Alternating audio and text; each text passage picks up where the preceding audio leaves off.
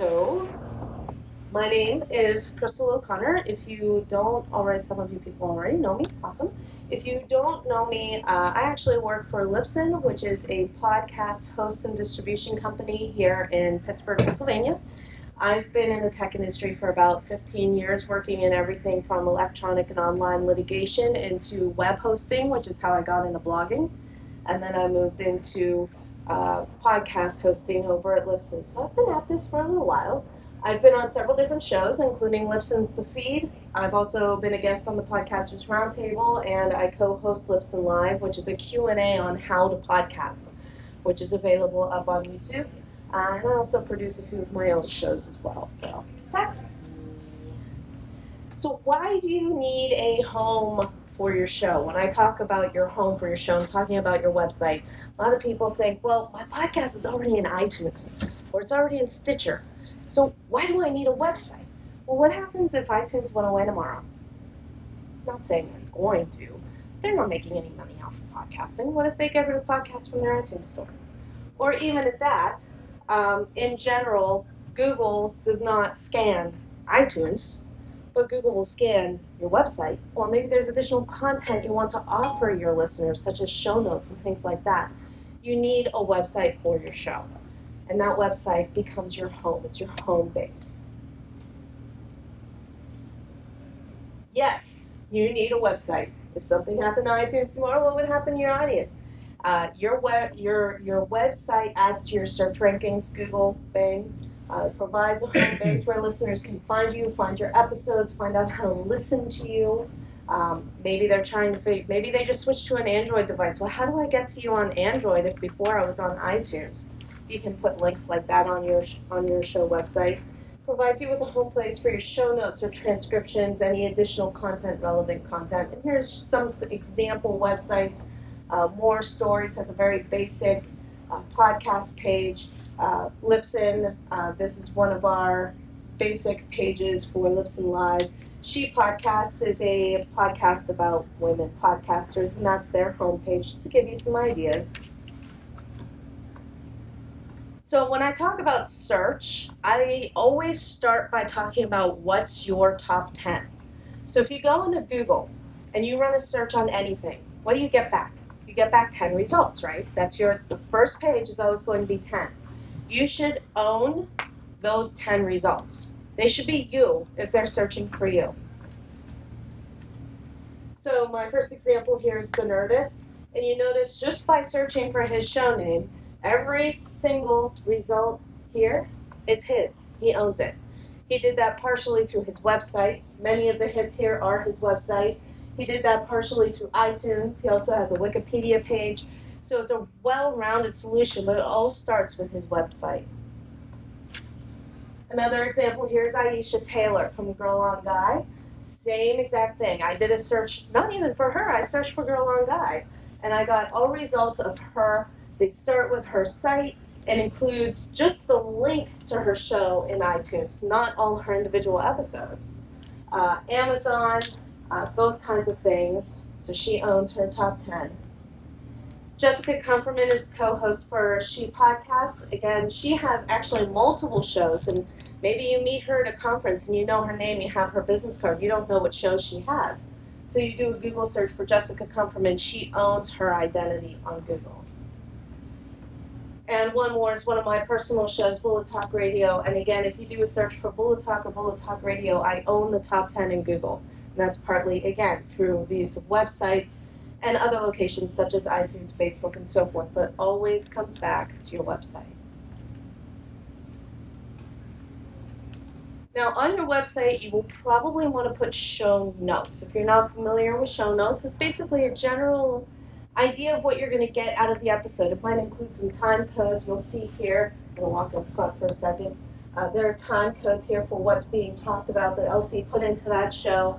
Some people like to do transcripts, particularly for accessibility or for search rankings, but it's not just for SEO. It also provides a source. So if you're a news show and you want to link to the source of your content, of what you're talking about, you can put that in your show notes. It also gives a way for people to share your content straight from your website, makes it much easier to share.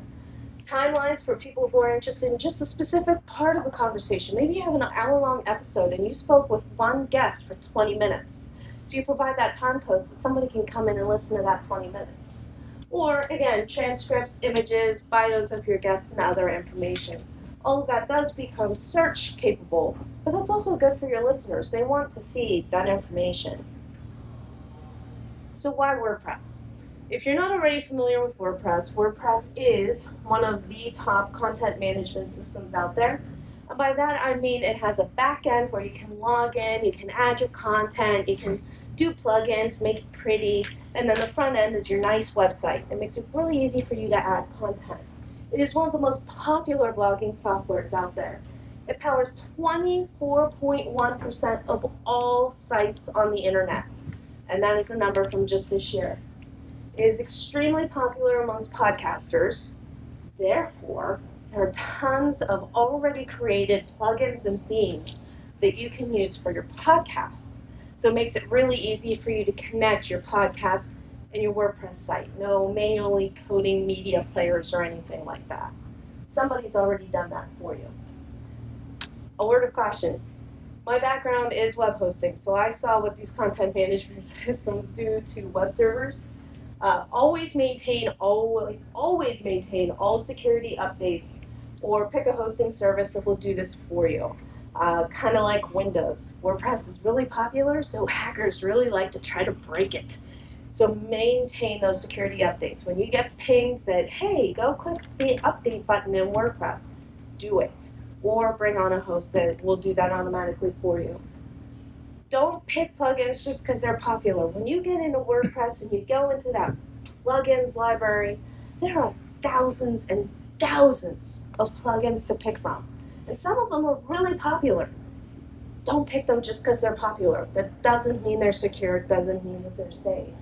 Same thing goes for themes, which you can buy themes to help adjust the look and feel of your website without the costly designer. It's the same thing. Don't pick themes just because they're popular. Don't install plugins for the sake of trying it out and then not installing it. The more plugins and themes that you install and just leave on your site, the more overhead you're putting on your web server, which means your web host isn't going to like you very much and you run the risk of getting shut down. It also leaves you open to security holes and incompatibilities across all those different softwares. So just install the stuff that you're actually going to use. If you're not going to use it, uninstall it. Now, since we are primarily talking about using WordPress for podcasts, one thing that I want to mention now, and I will get into this a little bit more later, is podcast feeds should not be run from your WordPress install. So for those of you who have already started podcasting, you probably have heard about what an RSS feed is, but for the uninitiated, an RSS feed is just a bunch of jumbled code that makes it really easy for something like iTunes or Stitcher to determine what your episodes are and how your show is put together so that they can give that to the listener. You can technically create RSS feeds for podcasts through WordPress, either using WordPress itself or other plugins. It's not necessarily a good idea. We'll get into that deeper in a little bit. So we're going to talk a little bit about how to set up WordPress. I remember when I first started in web hosting a little over 10 years ago, my first project when I got on the job was go install WordPress. We didn't have a one-click install.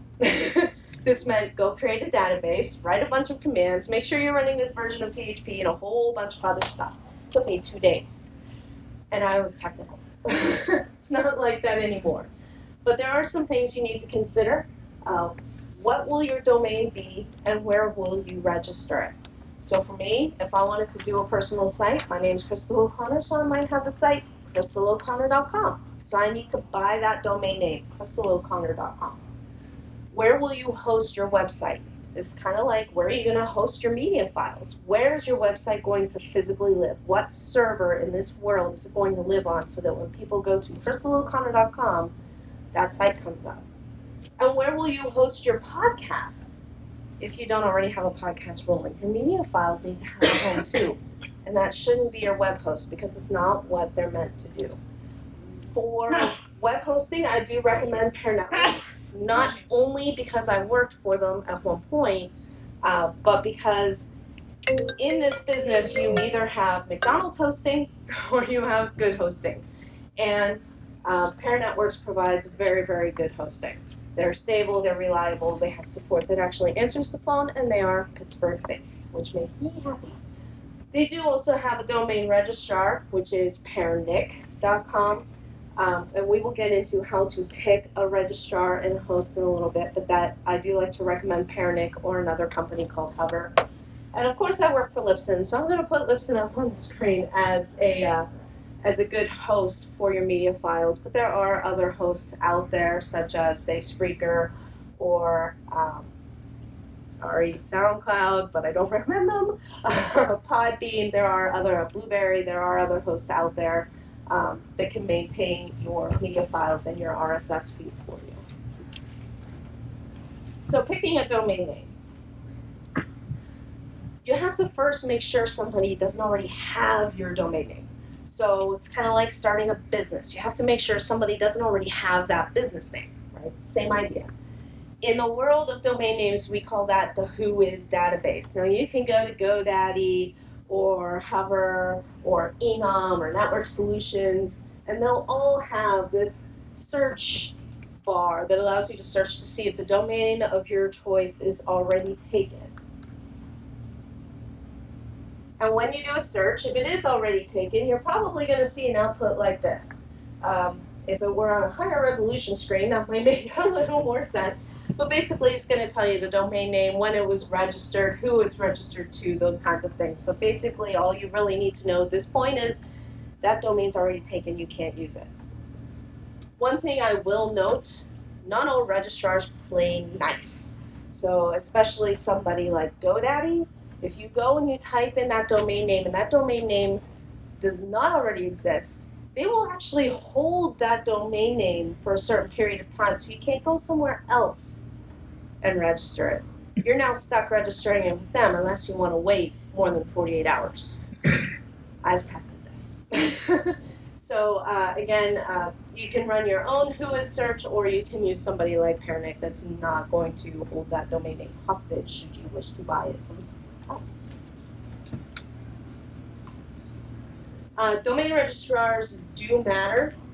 There are registrars that offer your .coms super, super cheap. But what you can run into is once you register your domain name and you get in there, anything you want to add, like privacy so that people can't find your physical address, which you have to provide whenever you register a domain name, they might charge you for that. If you want to forward your domain to an actual web host, they might charge you for that. Custom name servers and custom DNS, all those technical things, each one of those services might cost you more. So you either pay a really low cost for the domain up front and then you have to pay a bunch later, or you just pay 15, 19 bucks for the domain and call it a day. Also watch for registrars. They will hijack your domain if it expires. When you buy a domain, you're buying it for a certain period of time, 1 year, 2 years, 5 years.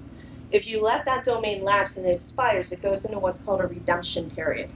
When it goes into a redemption period, you can still renew the domain, but some registrars will actually charge you an exorbitant amount of money. So you might have paid 15 bucks to register the domain initially. Your domain goes into redemption, it's expired. They'll charge you $200, $300, $400 to renew the domain name. So you either pay it or you lose it. I actually lost my business domain name to that, and I knew better. So always make sure you keep it renewed, maybe do an auto pay so it always stays renewed, but that is something to watch for. So just check the reviews and check around with other people who have websites, who have domain names. Hey, who'd you use? Did you think they were a little shady? Do your research before you pick a registrar because you are kind of married to them, at least for a little while. Again, I do personally recommend either Pairnick or Hover. I've used both and never had a problem with them. There are others that I have used. I'm not mentioning them because I have had problems with them. Can you move, like if you've registered with someone, can you, after a year, can you move it to another? You can transfer, but domain registrations are very heavily regulated. And the problem if you, like, let's say you register a domain for a year and then you decide, oh, I don't like Enom, I want to move. You can only move during certain periods of that registration. So I think it's like 2 months before renewal. you have to finalize the transfer. And the transfer doesn't happen right away. It's a several day to a week-long process where the two registrars have to talk to each other. It's not really an easy process. So it's better to get in with a decent registrar up front. And if you do feel once you register that you need to move, move. Don't wait until it's time to renew. Otherwise, you're just going to have to renew and be stuck with them again. So it's not the easiest process in the world because it's so heavily regulated. Now, for web hosting, and I'm speaking specifically to WordPress here and the general podcaster, you need a web host that's going to be stable. It's going to offer scalability in case you grow. Hopefully you will. They need to have responsive support in case something breaks. They should help you maintain security updates. So if you're looking specifically for a WordPress host, and we're going to show you later a one-click WordPress install, in that case, you want them to make sure that they are maintaining those security updates because, again, hackers really like WordPress and you don't want to be hacked.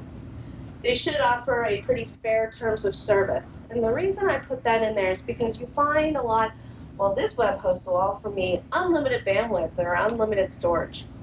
Folks, there is no such thing as unlimited, ever. Not in this industry.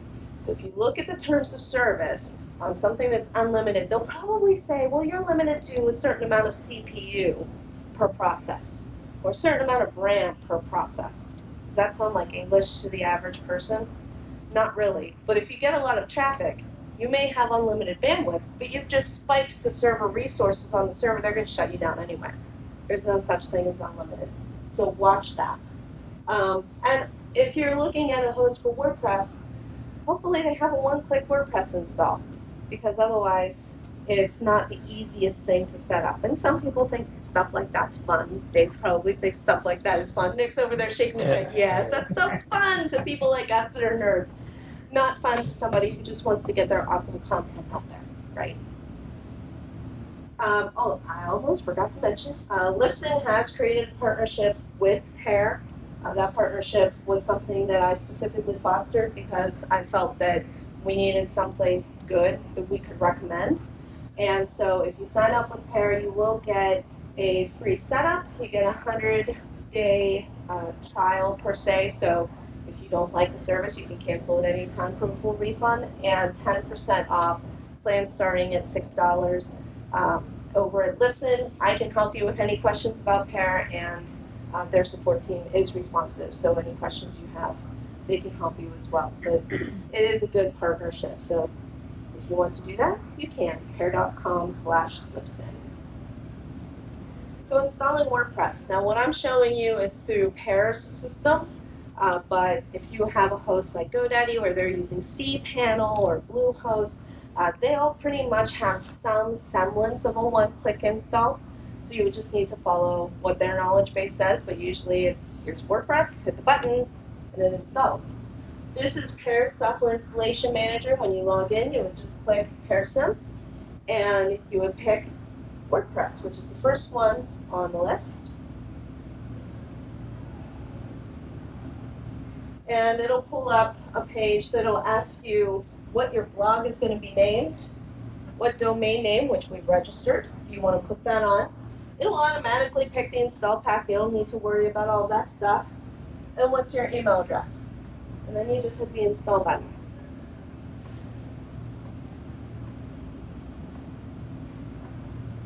I need two taps there.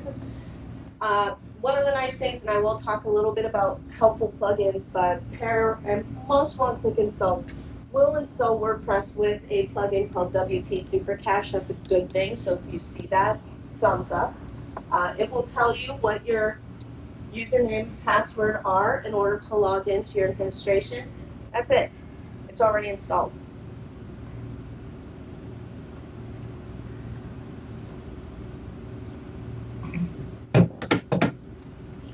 That is the WordPress login. So the admin username that they gave and the password that they gave, that's where I would put it. And you hit the login button and you're logged into WordPress. So we're going to talk a little bit about configuring your site.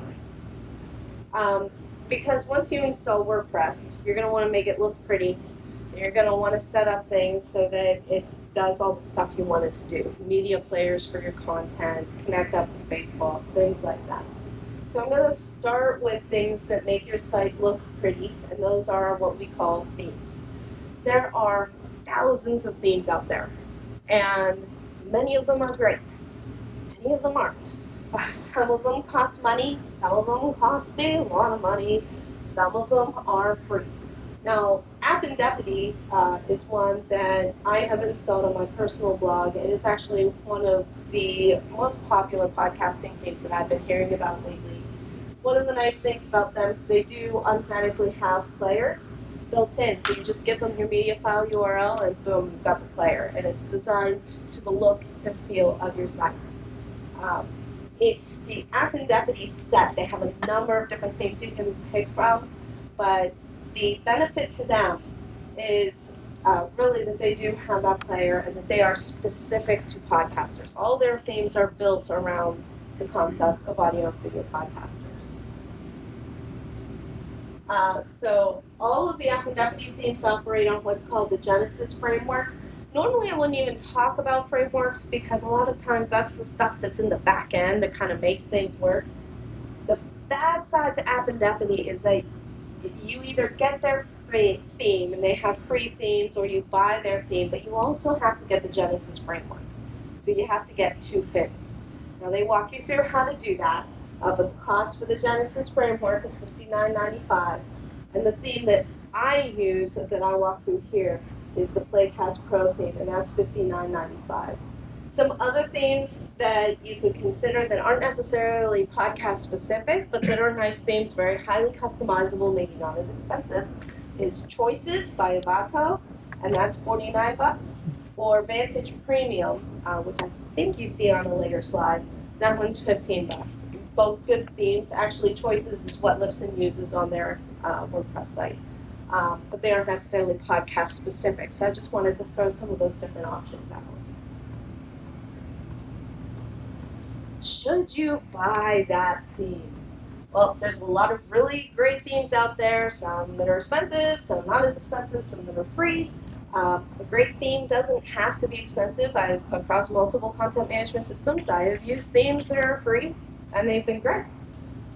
Don't buy a theme again just because it's popular 4 out of 5 stars. Some questions to ask yourself: when was the theme last updated by the developer? Was it a theme put out there that went live maybe in 2010 and there's not been a single comment or update from the developer since then? I can tell you WordPress has been updated an awful lot since then. So when was the theme last updated? How accessible is the developer? So as WordPress updates, if maybe the theme hasn't kept up to date with those updates, are you able to reach that developer? Or are you going to be stuck with a broken theme and now you're racing to redo your site for your visitors? Does the theme use a framework like Genesis, as I mentioned? And if so, how well received and developed is that framework? So in the case of App and Deputy, they tell you right on the front page, hey, you need Genesis. Okay, great. Is that actually being maintained by the developer? Do your homework, just like anything else, before installing any random theme. Themes can also open security holes just like a plugin. So the same kind of care needs to put into the theme. So I did a quick little video on how to actually install a theme, and it's really quite simple. You log into your WordPress admin, and under Appearance there's an option for themes, and there's an Add New button right up at the top there. If you click that, if you've purchased a theme, they've probably given you a file in your email, and you just upload that file straight into WordPress. And you can tell it to either preview the file or to activate the theme. And then you can actually view it. See, I talked through that faster than the video went. Do you know any good free ones? Off the top of my head? Yeah, free themes. Well, there's actually a couple that actually come with WordPress, like the 20 series. And usually you can choose the colors and add the banners and move things around so much that you can customize that pretty well. And those are actually put forth by the WordPress teams. Those are always managed every time something's updated. So that's always a good place to start. So And do we need like this Genesis framework for that, or? no. No. Mm-mm. No, usually a framework is built in with the theme. App and Deputy has chosen not to build it in. They've chosen to have you obtain that separately. But if a theme requires a specific framework, they will tell you how to get it. If they don't, find another theme. It should be pretty easy to set up. If it's not, then you should probably find a different theme. So some features of media compatible or specific themes. Oftentimes you will have a location where you can actually enter the URL to the media file. So let's say you upload a media file to Libsyn and it gives you that download URL. You can plug that right in there and it'll generate that media player on your site. Or it may provide a text box to include a media player. So maybe you've uploaded something to YouTube or you want to use the Libsyn player or some other iframe embeddable player. You can put that code right there. Podcast-specific themes usually include a built-in player, which is nice because then the player actually looks like the rest of your site. It all matches. It all works together. And here's an example. This is on the Playcast Pro theme, which is from App and Deputy. This is an audio file hosted in Libsyn. I just gave it the immediate download URL, and it generated that player in post for me. And this was actually a YouTube video, and I just took the embed code from the YouTube video and plopped that in that text box, and it put it right in there for me, no questions asked, no hassle. So now we're going to talk a little bit about plugins. There are so many plugins out there. Some of them are great, some of them are useful, some of them are fun, and some of them are downright dangerous.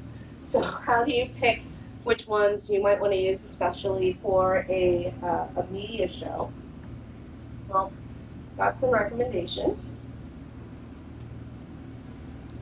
This is what happens when you do a presentation from your cell phone. There we go. And of course, should you buy that plugin, this is actually almost identical to the theme slide. It's the same idea. How accessible is the developer? When was that plugin put out, and has it been updated recently? Are there any reviews on that plugin? Can you do a Google search and find people outside of the WordPress plugin store actually talking about that plugin? And what do they say? One other thing to watch is how many plugins you have installed. I briefly mentioned before, the more plugins you have installed, the more overload on your site. That means it takes longer for your site to load. If you ever hit a website where it takes 5, 6, 7 seconds, I'm going to go get that cup of coffee and maybe it'll load by then. The more plugins you have, the more likely that's going to happen. And the more likely that happens, the more you anger your web host. You don't want to do that.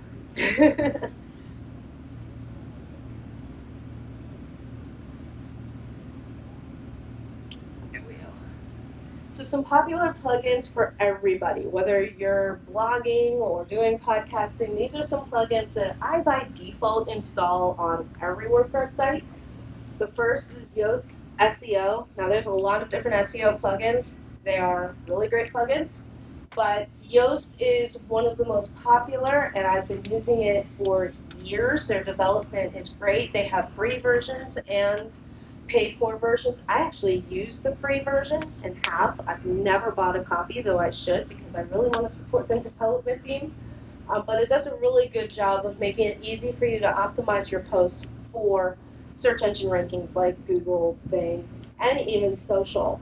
Also, I mentioned earlier WP Super Cache, or another option is W3 Total Cache. We were talking about site load, and you get that site that takes way too long to load. Well, if you can use the caching plugin, that can save the content so that it makes it really fast to load later for other users. So caching really reduces load on the server. It makes sites load a lot faster. It's always a good idea in any content management system to run a proper caching plugin. And WordFence or security. I use WordFence. Libsyn uses WordFence, but I do know hosts that will by default install security. They're both really good options for actually tracking what's hitting your site and getting rid of some of those spammy hits. And it also can help protect you from known hackers or known hacker locations, things like that. Think of it as a firewall, only instead of for Windows, it's for WordPress. Some helpful plugins that you're not required to have, but that I like, that are handy. Again, going back to the team in Yoast Analytics. So I actually pull my Google Analytics into Yoast Analytics. So when I log into my WordPress dashboard, I see all my Google Analytics there. It's really nice. Really simple CAPTCHA. If you ever seen those funky puzzle things you have to type in when you fill in a form, well, if you're going to do a contact form, like contact form 7, you can use really simple CAPTCHA in order to help secure that form so you don't get your email spammed to oblivion. And Page Builder by Site Origin is actually a really great way when you're creating your pages or your posts in WordPress to actually format your page to look the way you want. Anytime I'm doing a landing page for like a webinar or something like that, I use Page Builder because it allows me to pinpoint exactly where I want the stuff to go. It's a really powerful way to create your posts and make them look the way you want. What were those last two again? Really simple CAPTCHA, Contact Form 7, and Page Builder. Now, quick note, I mentioned WordFence or Security.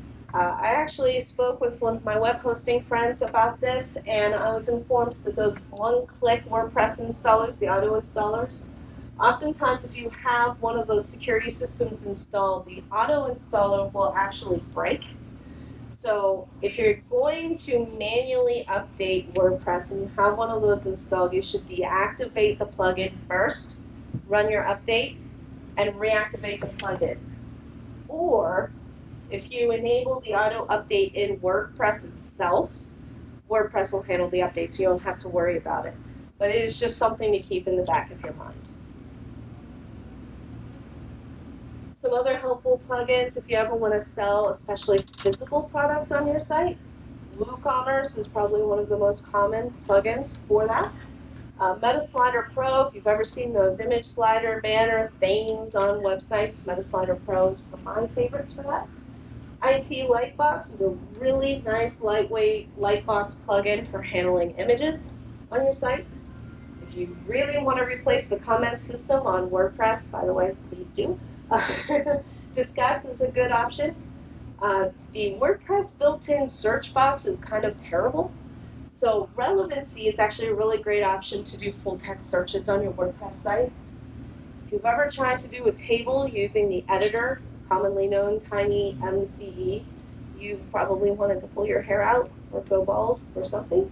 WP Tiny MCE tables makes that really simple. Raw HTML, if you've ever tried to copy like a widget from another website or a media player from another website and plug that into your post, and then when you look at your post on your site, all you see is jumbled code, it's probably because WordPress either stripped it or tried to edit the code for you because they think they're smarter than you. Raw HTML allows you to take code, plug it straight in, and have WordPress not break it for you. And WP Testimonials, if you have like a business site or a consulting site and you want testimonials, if you plug this plugin on your site and you fill in all of your testimonials into their database, anytime somebody hits the site, a new testimonial will show up. It's a really great way to handle that without doing it manually. I have a question. Okay. On that slide, previously you said be careful about how many plugins you put in. Yeah. But there are, 10 or so there. Is that too many? These are recommendations. Okay. Only pick the ones you think work for you. If you have no need for a testimonial, don't install a testimonial plugin. It's not necessary. If you're not selling stuff on your site, don't install WooCommerce. It's just not necessary. If you're not doing tables, don't install a table plugin. These are just options for things that come up frequently. Hey, how do I do this? Hey, how do I do that? What's an easy way? So I kind of wanted to put together a list of some of those common ones, but only pick the ones that you're actually going to use. But if you had to use all of those, whatever your business might be, is that too many? You're starting to get up there. Yeah. There may be other ways you want to go about it at that point if that's the kind of thing that you need. Yeah. It also depends on the server you're on. Most of us are going to be on shared servers where you're paying $10 a month, $15 a month for your hosting. If you're on on a virtual server where it's just you, or a dedicated server where it's just you, or a cloud-based server. Those can handle more. So you have a good caching plugin, it may be able to handle that a little better as well. So there's ways to optimize if you do start to grow. But once you start hitting that number, you do need to start looking at either optimizing or trimming down. Yeah, good question. Okay, so now we're going to talk about WordPress and your podcast, the thing that you guys are probably all here for. Some things not to do. Don't host your media and RSS feed through WordPress. I mentioned this earlier. Here's the thing. If you have a WordPress site and you set up to have your podcast RSS feed and your media files all on the same server, and you install that new plugin, maybe that plugin is incompatible with the thing that generates your RSS feed. Your RSS feed just broke and nobody in iTunes can get to your content, to your media, to your podcast. This happens way more frequently than you might think. The RSS feed generator works perfectly fine, but you just upgraded WordPress, and now something's lagging behind. Your RSS feed just broke. The other thing is web hosts are built specifically to serve web pages, not big media files. The average podcast media file is 30 megabytes, 50 megabytes. You put out an episode, and that gets downloaded 200 times on that first day. Well, do the math, 200 times 50. That's a lot of bandwidth right off the get-go. There's also a certain way that podcasters are checking RSS feeds all the time. So you're talking about adding bandwidth and adding a certain type of traffic that web hosts just aren't meant for. So web hosts are meant for websites. Media hosts are meant for media. Whether you use Libsyn, which I'd like you to, but whether you use Libsyn or otherwise, at the end of the day, I would say that regardless because it's true. For redundancy, speed, and reliability, media should be delivered through a CDN. Now that's a content media distribution or content distribution network. Most media hosts like Blueberry or Podbean or Libsyn, we all use content distribution networks. So when you upload your content to us, whether you know it or not, the listener who maybe in Texas downloads your file is going to download the file from the server closest to them. If that server goes down, it doesn't matter because the system's going to find the next closest server and download it from there.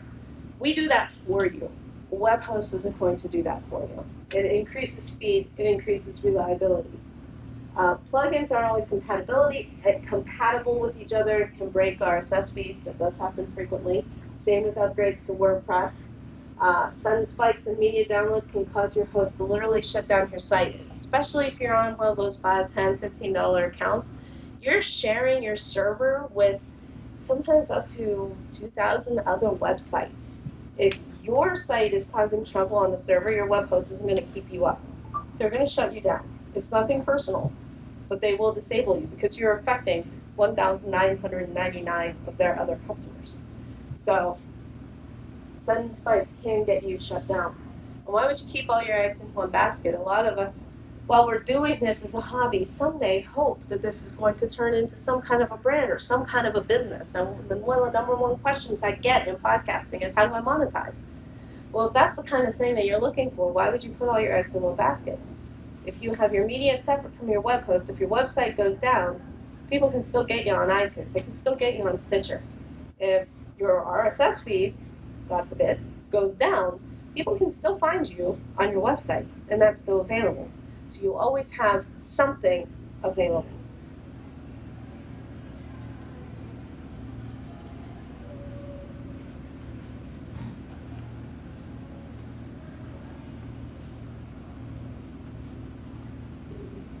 Okay, here's the do, the happy stuff.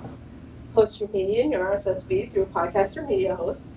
Keep your media and RSS feed off your web hosting server. We've talked about these things. Utilize themes and plugins that allow you to connect your media hosting with your WordPress site for an easy workflow. We're going to go over some of those workflows here in a minute.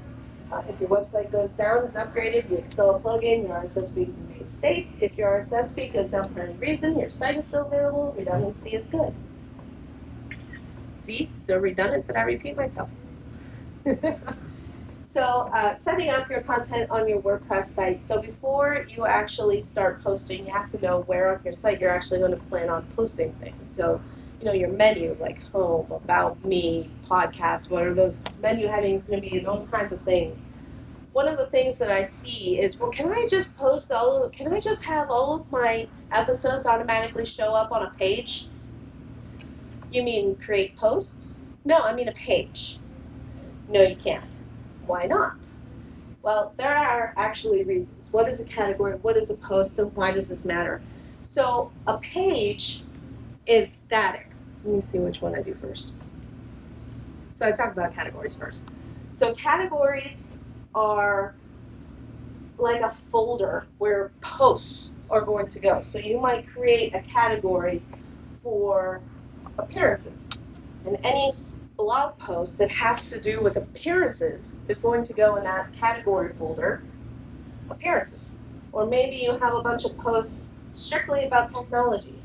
So those posts will go in the tech category folder. It's a way of organizing content on your site. So whenever you create a post in WordPress, you'll see that you always have the option to select what category that particular piece of content is going to go in. Whenever you create your menus in WordPress, that thing along the top or along the side, wherever you choose to put it, home, about me, all that stuff, you can actually select what category you want to appear, such as appearances or podcasting. So when somebody clicks on the appearances menu item, they're going to see all the posts that are in the appearances category.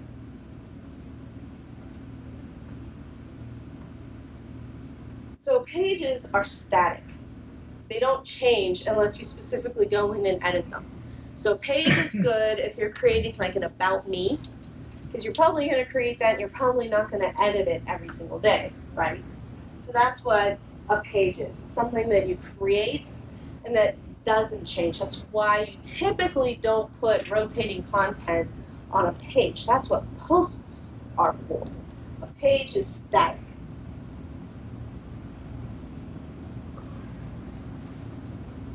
Now you can still link on a WordPress menu to a page.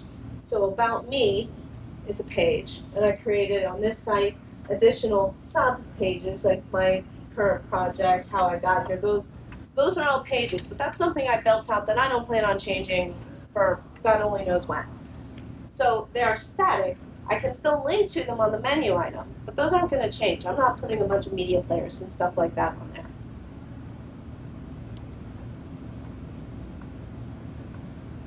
So now we're going to talk a little bit about actual publishing. And here I'm actually going to use one of the Appendipity themes, and I'm going to start in Libsyn, and I'm going to publish a new episode. So I start by uploading media file. Those of you who use Libsyn, this process is familiar. If you don't use Libsyn, it's a similar process to just about any other host that you're going to use. You upload the media file, you're going to generate a title and a description, all those things to build out the episode that eventually goes into iTunes. I should have sped that up at like 2x. I talk faster than I thought I did. So I'm going to enter a description. I've already got that on my clipboard. You upload your episode thumbnail.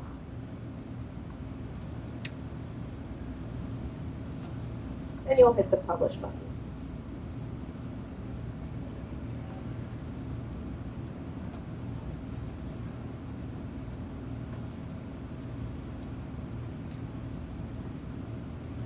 So once you hit the publish button, you'll be given a download URL.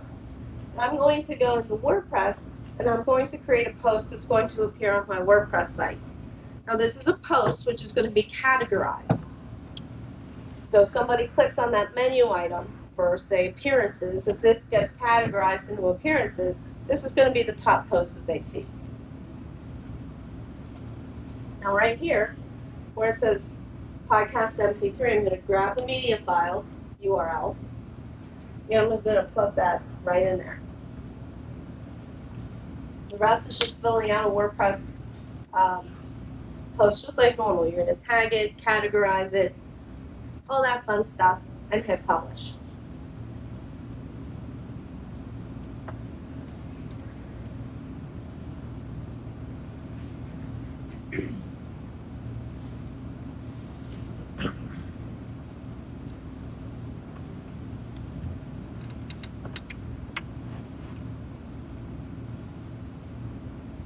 Now we're going to view the post.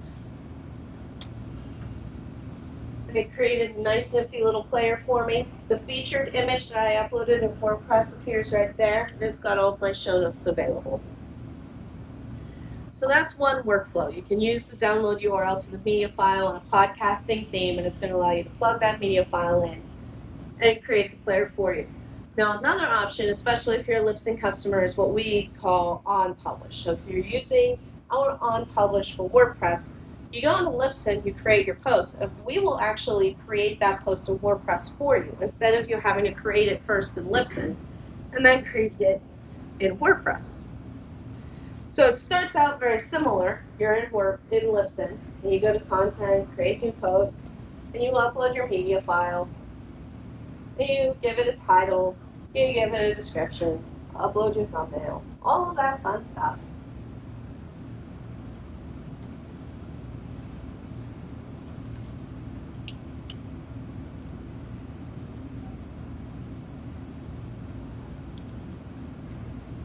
Now I'm going to hit publish.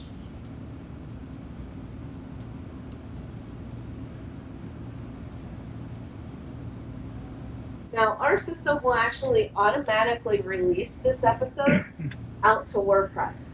You'll notice there are publishing destinations here. Unfortunately, the low resolution is hard to read, but one of these is actually WordPress. And you'll see that the post was actually created here in WordPress. And it includes a media file embed. This is the Libsyn media file, media player. And this is what the post looks like. So I only published in one place. I published in Libsyn, but it appeared on my WordPress site. Now the next option is to use a plugin. Now Libsyn is generating a plugin now. There are other plugins available. But it's kind of the same idea, only flipped. So instead of publishing in Libsyn, in this case, you're actually going to publish in WordPress. So if you're already in WordPress all day, every day, this is kind of what you do. This helps make sure that you're in the same system, the system that you're comfortable with. You're going to create, oops, I lost my name tag. You're going to create a new post and add your title, add your description. And then you're going to upload your media file straight from WordPress.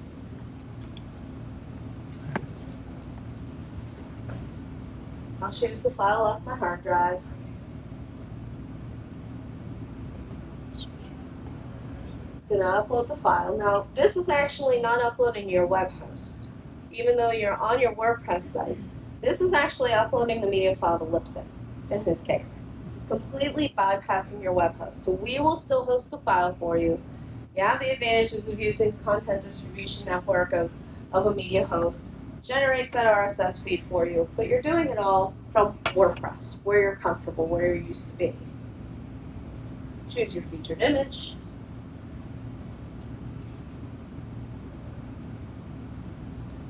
Select the category. So in this case, I selected the appearances category. So when I click appearances on my menu item on my website, this is going to be the top post on that.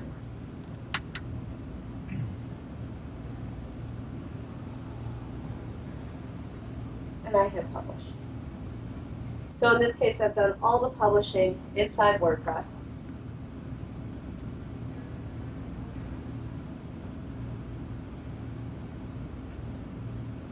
I should have spelled that out.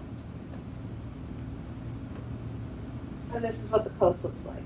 Now in this case, it was chosen for the player to be at the bottom of the post. And that's kind of a design decision for you as to where you want the player to appear in your post. But again, it's the same thing. So those are three different workflows. You publish to whoever your media host is, you grab the media file URL, you plug it into a podcast-specific theme. Or you use a host that has a WordPress connector, you publish to the host connects to WordPress and creates the post there. Or you use a plugin like Libsyn's plugin where you do everything from WordPress, but still uploads the media file and generates the RSS feed at the media host. So you maintain that redundancy, you maintain that security, and everything stays on time. Some best practices. A lot of this is for SEO actually. Whenever you're naming your images, name it something useful, not just image 1234.jpg. If that's somebody that is in that picture with you that maybe you interviewed, put their name in that image, because that file name becomes a part of the URL, and that is something that Google is going to see. Google can't index text from a picture, but it can from the file name. Always include keywords throughout your episode, post titles, and descriptions. This is whether you're doing this in WordPress or Libsyn or SoundCloud or some other media host. Always make sure you're repeating certain keywords throughout those things.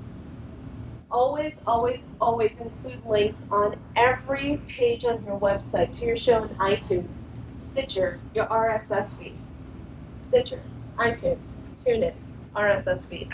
And that's because if somebody found you through Google, not through, say, iTunes, and they like you, they may not want to come back to your website every single time something new comes up. They want to subscribe to you. And you need to make it as easy and painfully easy as possible to get to you. So if you put those links on every single page on your website, they click on it, boom, it's really easy for them to subscribe to you and get you on, say, their mobile device when they're driving. Okay. Questions? This is all for a new site. How many of you have 9 years of podcasts already and you're building a new site? Is there an easy way to populate it, or is it one by one going through all those 9 years? That depends. So is the original site on WordPress and the new site is WordPress, or are you coming from a different location, or what's the current setup? Okay, so usually you can actually run an import. WordPress will usually import from their own stuff. There's usually functionality inside WordPress for that. So that should be pretty seamless. Let me build on that question. If you're coming over from, what's the name of the Google site? Blogger? Blogger. You're coming over from Blogger to WordPress. Mm-hmm. Is how hard, I understand it's pretty difficult. You might lose a lot. You might lose a lot of the SEO you build up over the years and you go over to WordPress. So the catch there is that usually when you're blogging, you might hear the term permalink. So the URL to a specific blog post that appears in the address bar, that's a permalink. And the reason it's called a permanent link is because it's supposed to be a permanent link. It's a link that never changes. But when you move from, say, Blogger to WordPress, then most likely that permanent link isn't so permanent anymore, right? That link is going to change. So if I were coming from, say, Joomla or a self-made site, something like that, what I would do is create a redirect for each one of those posts, and yes, that's time-consuming, from the old URL to the new URL. So when Google scans the new site, oh, that's where that went. Okay, I point over here, and you don't lose anything. The problem with coming from Blogger is you're not going to guarantee, in fact, you probably won't maintain those URLs. And I don't believe there's any way to actually redirect those URLs in Blogger off the top of my head. Dave, do you know? No, that's I've not seen any way to actually redirect that. So that's where the problem lies, is that URL is going to change. That being the case, with all the advantages of WordPress, you might be better off to stay with Blogger. Is there any real Well, what's the advantage? Any disadvantage to staying with Blogger?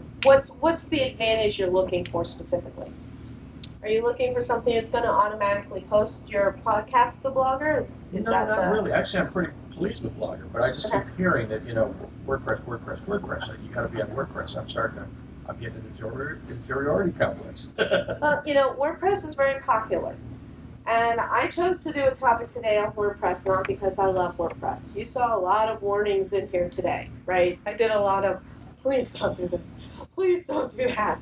And there's a very good reason why I did that. My podcast site is actually on Joomla. It's not on WordPress. My personal blog is on WordPress. The reason I chose WordPress is because there are a lot of podcasters that are using WordPress, but it is by no means the end-all be-all. There are podcasters using Squarespace. There are podcasters using Blogger or Tumblr. Libsyn will automatically post to Blogger, Tumblr, and WordPress. There's a lot of people out there that are using self-made websites. So just because it's the name on everybody's lips today does not mean you should switch. If you're comfortable with Blogger, if you're happy with what it's giving you, there's no reason to move, in my humble opinion. I wouldn't switch.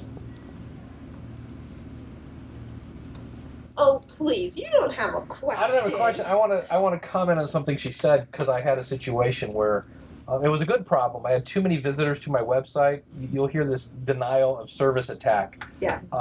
And so I went to my web host, which at the time was HostGator. I said, look, I can't even log into WordPress because there's so many people hitting it at the same time. I can't get their attention.